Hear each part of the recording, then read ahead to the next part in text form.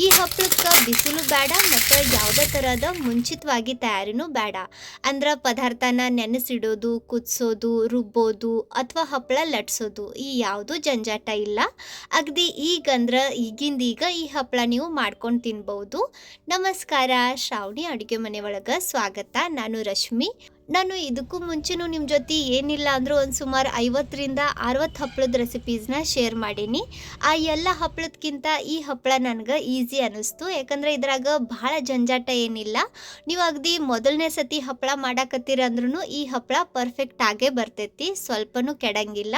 Main ಅಂದ್ರೆ ಇದಕ್ಕೆ ಬಿಸಿಲು ಬೇಡ. ಅದರಿಂದ ನೀವೇನಾರ ಅಪಾರ್ಟ್ಮೆಂಟ್ನಾಗ ಇದ್ರೆ ಈ ಹಪ್ಪಳದ ರೆಸಿಪಿ ನಿಮ್ಗೆ ಬಹಳ ಯೂಸ್ಫುಲ್ ಆಕತಿ. ಜಾಸ್ತಿ ತಡ ಮಾಡೋದು ಬೇಡ. ಈ ಹಪ್ಪಳ ಹೆಂಗೆ ಮಾಡೋದು ಅಂತ ತೋರಿಸ್ಕೊಡ್ತೇನೆ ಬರ್ರಿ. ಇದನ್ನು ತಯಾರ್ಸಕ್ಕೆ 1 ಕಪ್ನಷ್ಟು ಚಿರೋಟಿ ರವೆ ತಗೋರಿ. ಭಾಳ ಜಿನ್ಗಿರ್ತೈತೆ ನೋಡ್ರಿ, ನಾವು ಉಂಡಿ ಕಟ್ಟಕ್ಕೆ ಯೂಸ್ ಮಾಡ್ತೇವಿ ಆ ರವೆ. ನೀವು ಬಾಂಬೆ ರವಾನು ತಗೋಬಹುದು. ಬಾಂಬೆ ರವೆ ತಗೊಂಡ್ರೆ ಅದನ್ನು ಒಂದು ಸ್ವಲ್ಪ ಗ್ರೈಂಡ್ ಮಾಡಿ ತಗೋರಿ. ಇದ್ರಾಗ ಒಂದು ದೊಡ್ಡ ಚಮಚೆ ಅಷ್ಟು ಗೋಧಿ ಹಿಟ್ಟು ಹಾಕ್ರಿ. ನಾವು ಚಪಾತಿ ಮಾಡ್ತೇವೆ ನೋಡ್ರಿ, ಅದ ಗೋಧಿ ಹಿಟ್ಟಿದು. ಇದನ್ನು ಸಾನಸಿನ ತಗೋರಿ. ರುಚಿಗೆ ತಕ್ಕಷ್ಟು ಉಪ್ಪು, ಒಂದು ಸಣ್ಣ ಚಮಚೆ ಅಷ್ಟು ಉಪ್ಪು ಹಾಕಿ ಇದನ್ನೆಲ್ಲ ಕಲಿಸ್ಕೊಂಡು ತಗೊಳ್ಳೋಣ. ಇದನ್ನ ಮುಂಚೆ ಹಿಂಗೆ ಒಣಾದ ಕಲಿಸ್ಕೊಂಡು ತಗೋರಿ. ಅಂದ್ರೆ ನಾವು ಹಾಕಿದ ಹಿಟ್ಟು ಮತ್ತು ಉಪ್ಪು ರವಾದಾಗ ಚಂದಾಗ ಮಿಕ್ಸ್ ಆಕತಿ. ಈಗ ಇದನ್ನು ನಾವು ಮಿಕ್ಸಿ ಜಾರ್ನ್ಯಾಗ ಹಾಕಬೇಕು. ಇದನ್ನು ಮಿಕ್ಸಿ ಜಾರ್ನ್ಯಾಗ ಹಾಕಿ ಇದ್ರಾಗ 1 ಕಪ್ನಷ್ಟು ನೀರು ಹಾಕ್ರಿ. ನಾವು ಯಾವ ಕಪ್ನಿಂದ ರವೆ ತಗೊಂಡಿದ್ವಿ ನೋಡ್ರಿ, ಅದ ಕಪ್ನಿಂದ 1 ಕಪ್ನಷ್ಟು ನೀರು ಹಾಕ್ರಿ. ಈಗ ಇದನ್ನ ಗ್ರೈಂಡ್ ಮಾಡ್ಕೊಂಡು ತಗೊಳ್ಳೋಣ. ಇದನ್ನ ಗ್ರೈಂಡ್ ಮಾಡ್ಕೊಂಡು ತಗೊಳ್ಳೋದ್ರಿಂದ ರವೆ, ಹಿಟ್ಟು, ಉಪ್ಪು ನೀರಾಗ ಚಂದಾಗ ಮಿಕ್ಸ್ ಆಕತಿ. ನಾವು ಇದನ್ನ ಕೈನಿಂದ ಮಿಕ್ಸ್ ಮಾಡಕ್ಕೆ ಹೋದ್ರೆ ಏನಾಕತಿ, ರವೆ ಗಂಟು ಆಗೋ ಸಾಧ್ಯತೆ ಇರ್ತೈತಿ. ಅದಕ್ಕೆ ಇದನ್ನ ಗ್ರೈಂಡ್ ಮಾಡ್ಕೊಂಡು ತಗೋರಿ. ಇದನ್ನ ಒಂದು ದೊಡ್ಡ ಬೌಲ್ನಾಗ ಹಾಕಿ ಮಿಕ್ಸಿ ಜಾರ್ನ್ಯಾಗ ಇನ್ನೊಂದು ಕಪ್ನಷ್ಟು ನೀರು ಹಾಕಿ ಆ ನೀರು ನಾನು ಇದ್ರಾಗ ಸೇರ್ಸಾಕತ್ತೇನಿ. ಅಂದ್ರೆ 1 ಕಪ್ ರವಾಗ ಟೋಟಲ್ ಆಗಿ ಇಲ್ಲಿವರೆಗೂ ನಾವು 2 ಕಪ್ನಷ್ಟು ನೀರು ಹಾಕೀವಿ. ಈ ಹಪ್ಪಳ ತಯಾರಿಸುವಾಗ ನೀರಿನ ಕ್ವಾಂಟಿಟಿ ಭಾಳ ಮುಖ್ಯ ಐತಿ. ನಾನಿಲ್ಲಿ ಎಷ್ಟು ಹೇಳಾಕತ್ತೇನೆ ನೋಡ್ರಿ, ಅಷ್ಟ ನೀರು ಹಾಕ್ರಿ. ನಾವು 1 ಕಪ್ ರವೆ ತೊಗೊಂಡ್ರೆ ಅದಕ್ಕೆ 2 ಕಪ್ನಷ್ಟ ನೀರು ಹಾಕಬೇಕು.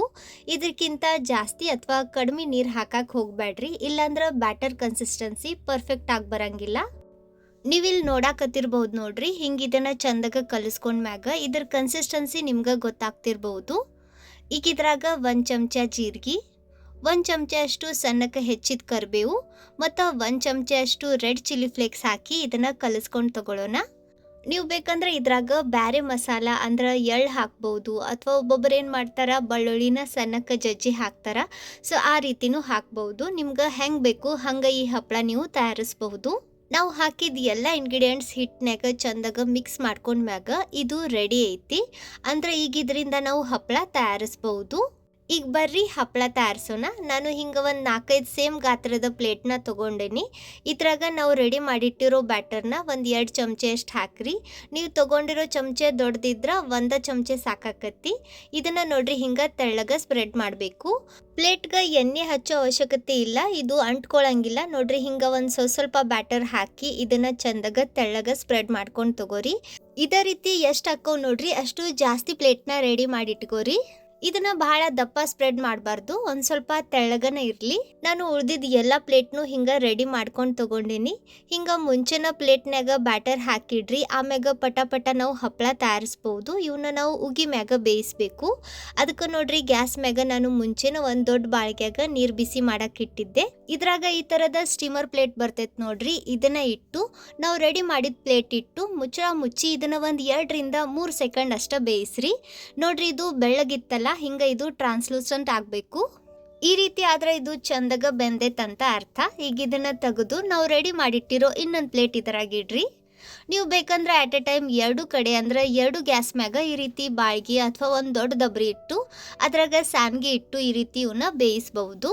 ಹೊರಗೆ ತೆಗೆದು ಈ ಪ್ಲೇಟ್ನ ನೋಡ್ರಿ ಹಿಂಗೆ ಒಂದು ದೊಡ್ಡ ಬೌಲ್ನಾಗ ನೀರು ಹಾಕಿ ಆ ನೀರಾಗಿಡ್ರಿ. ಸೂಜಿ ಅಥವಾ ಚಾಕುನಿಂದ ಇದನ್ನ ಎಡ್ಜಸ್ನ ನೋಡ್ರಿ ಹಿಂಗೆ ಕಟ್ ಮಾಡ್ಕೊಂಡು ತಗೋರಿ. ನಾನಿಲ್ಲಿ ತೋರ್ಸಾಕತ್ತೇನೆ ನೋಡ್ರಿ, ಹಂಗೆ ಇದನ್ನ ನಿಧಾನಕ್ಕೆ ಬಿಡಿಸ್ಕೊಂಡು ತಗೋರಿ. ನಾವು ಹಾಕಿದ ಕರಿಬೇವು ಮತ್ತು ರೆಡ್ ಚಿಲ್ಲಿ ಫ್ಲೇಕ್ಸ್ನಿಂದ ಈ ಹಪ್ಪಳ ನೋಡಕ್ಕೆ ಭಾಳ ಕಲರ್ಫುಲ್ ಕಾಣ್ತೈತಿ. ನೀವು ಇಲ್ಲಿ ನೋಡಾಕತ್ತಿರ್ಬೋದು. ಪರ್ಫೆಕ್ಟ್ ನೋಡ್ರಿ, ನಮ್ಮ ಹಪ್ಪಳ ರೆಡಿ ಆಯ್ತು.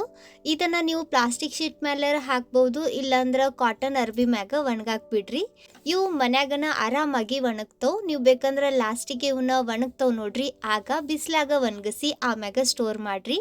ಹಿಂಗ ಇನ್ನೊಂದು ಹಪ್ಪಳನು ತೆಗೆದು ತೋರಿಸ್ತೇನೆ ನೋಡ್ರಿ. ಇವನ್ನ ತೆಗಿಬೇಕಾದ್ರೆ ಒಂದು ರೀತಿ ಮಜಾ ಅನಿಸ್ತೈತಿ, ಯಾಕಂದ್ರೆ ಹಪ್ಪಳ ತೆಗೆದ್ಮೇಲೆ ಇದು ಭಾಳ ಚಂದ ನೀರಾಗ ತೇಲ್ತೈತಿ ನೋಡ್ರಿ. ಸೂಜಿಯಿಂದನ ಇದನ್ನ ಹಗೂರ ಎಬ್ಬಿಸಿ ಆಮ್ಯಾಗ ಕೈನಿಂದ ನಿಧಾನಕ್ಕೆ ಬಿಡಿಸ್ಕೊಂಡು ತಗೋರಿ.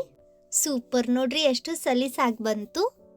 ಹಿಂಗೆ ಇವನ್ನ ರೆಡಿ ಮಾಡಿ ಒಂದು ಕಾಟನ್ ಅರ್ಬಿ ಮ್ಯಾಗ ಇಲ್ಲಂದ್ರೆ ಪ್ಲಾಸ್ಟಿಕ್ ಶೀಟ್ ಮ್ಯಾಗ ಒಣಗಾಕ್ ಬಿಡ್ರಿ. ಇವನ್ನ ಮನ್ಯಾಗನ ಒಣಗಿಸ್ಬೋದು. ಒಂದಿನ ಮನ್ಯಾಗ ಒಣಗಿಸಿ ಒಂದು ಸ್ವಲ್ಪ ಒಣಗ್ತವ್ ನೋಡ್ರಿ, ಆಗ ಬಿಸ್ಲಾಗ ಒಣಗಿಸ್ರಿ. ಅಂದ್ರೆ ಇವು ಪೂರ್ತಿ ಚಂದಗ ಒಣಗ್ತವ್. ಅಥವಾ ನೀವು ಮನ್ಯಾಗನ ಇವನ್ನ ಒಂದು 4 ರಿಂದ 5 ದಿನ ಒಣಗಿಸ್ರಿ. ಅಂದ್ರೆ ಇದ್ರಾಗಿನ ಎಲ್ಲ ಮಾಯ್ಶ್ಚರ್ ಹೋಗಿ ನಾವು ಇವನ್ನ ಸ್ಟೋರ್ ಮಾಡಿದಾಗ ಇವು ಜಾಸ್ತಿ ದಿನ ತಡಿತವ್. ಮ್ಯಾಲಿನ ಸೈಡ್ ಇವು ಒಂದು ಸ್ವಲ್ಪ ಒಣಗೆ ಅನ್ಸಿದಾಗ ಇವನ್ನ ಹೊಳಸಿ ಹಾಕ್ರಿ, ಅಂದ್ರೆ ಇವು ಲಘು ಒಣಗ್ತವ್. ಇವನ್ನ 2 ದಿನ ಒಣಗಿಸಿದ ಮ್ಯಾಗ ನೋಡ್ರಿ ಹಪ್ಪಳ ಹಿಂಗೆ ಬಂದವು. ಹಪ್ಪಳ ಚಂದಾಗ ಒಣಗಿದ ಮ್ಯಾಗ ಇವನ್ನ ಒಂದು ಏರ್ ಟೈಟ್ ಕಂಟೈನರ್ನ್ಯಾಗ ಸ್ಟೋರ್ ಮಾಡಿಡ್ರಿ. ಇವು ವರ್ಷಾನ್ಗಟ್ಲೆ ಕೆಡಂಗಿಲ್ಲ. ನೋಡ್ರಿ ಹಪ್ಪಳ ಎಷ್ಟು ತೆಳ್ಳಗಾಗ್ಯವು. ಇದ್ರಾಗ ನಾನು ಬೆರಳು ನಿಮ್ಗೆ ಕಾಣಕತ್ತಿರ್ಬಹುದು. ಇವು ನೋಡಕ್ಕೂ ಚಂದ ಅಕ್ಕವು ಮತ್ತು ರುಚಿನೂ ಭಾರಿ ಅಂದ್ರೆ ಭಾರಿ ಮಸ್ತ್ ಅಕ್ಕವು. ಹಪ್ಪಳ ಎಷ್ಟು ಅದಾವು ನೋಡ್ರಿ, ಅದ್ರ 4 ಪಟ್ನಷ್ಟು ಅರಳ್ತವು. ಸೊ ನಮ್ಮ ಹಪ್ಪಳ ಒಣಗಿಸಿ ಆಗೈತಿ. ಹಂಗಂದ್ರೆ ಬರ್ರಿ ಇವನ್ನ ಫ್ರೈ ಮಾಡಿನೂ ನೋಡೋಣ. ಇವನ್ನ ಫ್ರೈ ಮಾಡಕ್ಕೆ ನಾನು ಇಲ್ಲಿ ಅಗಾರೋ ಟ್ರೈಪ್ಲೈ ಸ್ಟೇನ್ಲೆಸ್ ಸ್ಟೀಲ್ ಕಡಾಯಿ ಯೂಸ್ ಮಾಡಕತ್ತೀನಿ. ಲಿಂಕ್ ಡಿಸ್ಕ್ರಿಪ್ಷನ್ಯಾಗ ಐತಿ, ನೀವು ಒಂದ್ಸತಿ ಚೆಕ್ ಮಾಡ್ಬೋದು. ಇದ್ರಾಗ ಎಣ್ಣೆ ಹಾಕಿ ಎಣ್ಣೆ ಕಡಕ್ ಬಿಸಿ ಆದ್ಮ್ಯಾಗ ಹಪ್ಪಳ ನೋಡ್ರಿ ಇದ್ರಾಗ ಹಿಂಗೆ ಹಾಕಿ 2 ಸೌಟ್ನಿಂದ ಹಿಂಗೆ ಹೀಚ್ತಾನ ಇದನ್ನ ಫ್ರೈ ಮಾಡ್ರಿ. ಅಂದ್ರೆ ಹಪ್ಪಳ ಸ್ಟ್ರೇಟ್ ಆಗಿ ಫ್ಲಾಟ್ ಆಗಿ ಚಂದಗ ಅಳ್ಕೊಂತೈತಿ. ಸೂಪರ್ ನೋಡ್ರಿ, ಹಪ್ಪಳ ಮುಂಚೆಕ್ಕಿಂತ ಆಲ್ಮೋಸ್ಟ್ 4 ಪಟ್ನಷ್ಟು ಅರಳೈತಿ. ಇದೇ ರೀತಿ ಇನ್ನೊಂದು 2 ಹಪ್ಪಳ ಫ್ರೈ ಮಾಡಿ ತೋರಿಸ್ತೇನೆ ನೋಡ್ರಿ. ಎಣ್ಣೆ ಕಡಕ್ ಬಿಸಿ ಮಾಡ್ಕೊಂಡ್ ಮ್ಯಾಗನ ಹಪ್ಪಳ ಎಣ್ಣೆಗೆ ಹಾಕ್ರಿ. ಅಂದ್ರೆ ಹಪ್ಪಳ ಚಂದಗ ಅಳ್ಕೊಂತವು. ಎಣ್ಣೆ ಮೀಡಿಯಂ ಬಿಸಿ ಇದ್ರ ಅಥವಾ ಎಣ್ಣೆ ಬಿಸಿನ ಆಗಿಲ್ಲ ಅಂದ್ರೆ ಇವನ್ನ ನೀವು ಎಣ್ಣೆಗೆ ಹಾಕಿದಾಗ ಇವು ಚಂದಗ ಅಳ್ಕೊಳಂಗಿಲ್ಲ. ಅದಕ್ಕೆ ಗಮನ ಇಟ್ಟು ಎಣ್ಣೆ ಕಡಕ್ ಬಿಸಿ ಆದ್ಮ್ಯಾಗನ ಇವನ್ನ ಎಣ್ಣೆಗೆ ಹಾಕಿ ನೋಡ್ರಿ 2 ಸೌಟ್ನಿಂದ ಈ ರೀತಿ ಇವನ್ನ ಹಿಚ್ತನ ಫ್ರೈ ಮಾಡ್ರಿ. ಅಂದ್ರೆ ಹಪ್ಪಳ ಚಂದಗ ಅಳ್ಕೊಂತೈತಿ. ಪರ್ಫೆಕ್ಟ್ ನೋಡ್ರಿ, ಪ್ರತಿಯೊಂದು ಹಪ್ಪಳ ಎಷ್ಟು ಚಂದಗ ಅಳ್ಕೊಂಡ್ವು. ಇವು ಒಂದು ಸ್ವಲ್ಪನೂ ಎಣ್ಣೆ ಹೀರಂಗಿಲ್ಲ, ನೀವಿಲ್ಲಿ ನೋಡಕತ್ತಿರ್ಬಹುದು. ಹಂಗೆ ಇದ್ರ ಸೌಂಡ್ ಕೇಳ್ರಿ. ಇದನ್ನ ಕೇಳಿದ್ರನ ಗೊತ್ತಾಕತಿ ಹಪ್ಪಳ ಎಷ್ಟು ಪಳ್ಳು ಹಗುರ ಮತ್ತು ಗರಿ ಗರಿ ಆಗಿರ್ಬಹುದು ಅಂತ. ಈಗ ಇದನ್ನ ಮುರಿದು ತೋರಿಸ್ತೇನೆ ನೋಡ್ರಿ. ಪರ್ಫೆಕ್ಟ್, ಏನು ಹೇಳೋದು ಬೇಡ, ಇದನ್ನ ನೋಡಿದ್ರನ ನಿಮ್ಗೆ ಗೊತ್ತಾಕತಿ ಹಪ್ಪಳ ಎಷ್ಟು ಪಳ್ಳಾಗ್ಯವಂತ. ನಾನು ತಿಳಿಸಿರೋ ಅಳತೆಯಲ್ಲಿ ನೀವು ಹಪ್ಪಳ ತಯಾರಿಸಿದ್ರೆ ಸಣ್ಣ ಸೈಜಿನ ಒಂದು 40 ರಿಂದ 50 ಹಪ್ಪಳ ತಯಾರಾಕ್ಕವು. ನಾನು ಇಲ್ಲಿ ಇವನ್ನ ಒಂದು ಸ್ವಲ್ಪ ದೊಡ್ಡ ಸೈಜ್ನಾಗ ಮಾಡೀನಿ. ಸೊ ನೋಡಿದ್ರಲ್ಲ, ಬರೀ 1 ಕಪ್ ರವೆಯಿಂದ ಎಷ್ಟು ಸುಲಭವಾಗಿ ಎಷ್ಟು ಬೇಗ ನಾವು ಈ ರೀತಿ ಹಪ್ಪಳ ತಯಾರಿಸ್ಬೋದು ಅಂತ. ನೀವು ಈ ಬ್ಯಾಸ್ಗಿ ಒಳಗೆ ಈ ಹಪ್ಪಳ ಮಾಡ್ಕೊಂಡು ತಿನ್ರಿ. ಹೆಂಗೆ ಬಂದು ಅಂತ ಕಮೆಂಟ್ನಾಗ ತಿಳಿಸ್ರಿ. ವಿಡಿಯೋ ಚಲೋ ಅನ್ಸಿದ್ರೆ ಸ್ವಲ್ಪರ ಯೂಸ್ಫುಲ್ ಅಂತ ಅನ್ಸಿದ್ರೆ ಲೈಕ್ ಮಾಡಿರಿ. ನಿಮ್ಮ ಫ್ರೆಂಡ್ಸ್ ಮತ್ತು ಫ್ಯಾಮಿಲಿ ಸರ್ಕಲ್ ಜೊತೆ ವಿಡಿಯೋನ ಶೇರ್ ಮಾಡಿ ಪ್ರೋತ್ಸಾಹಿಸಿ. ಇದೇ ಥರದ ಇನ್ನಷ್ಟು ಹೊಸ ಇನ್ನೋವೇಟಿವ್ ರೆಸಿಪೀಸ್ಗಾಗಿ ನಮ್ಮ ಚಾನಲ್ ಶ್ರಾವಣಿ ಅಡುಗೆ ಮನೆಯನ್ನು ಸಬ್ಸ್ಕ್ರೈಬ್ ಮಾಡ್ಕೊರಿ. ವಿಡಿಯೋ ನೋಡಿದ್ದಕ್ಕೆ ಧನ್ಯವಾದ. ಭೇಟಿ ಆಗೋಣಂತ ಇದೇ ಥರದ ಮತ್ತೊಂದು ಹೊಸ ರುಚಿಯಾಗಿರೋ ಯೂಸ್ಫುಲ್ ಇನ್ನೋವೇಟಿವ್ ರೆಸಿಪಿ ಜೊತೆಗೆ. ಅಲ್ಲಿವರೆಗೂ ನಕ್ಕೊಂತಿರ್ರಿ, ತಿನ್ಕೊಂತಿರ್ರಿ, ಖುಷಿಯಾಗಿರ್ರಿ.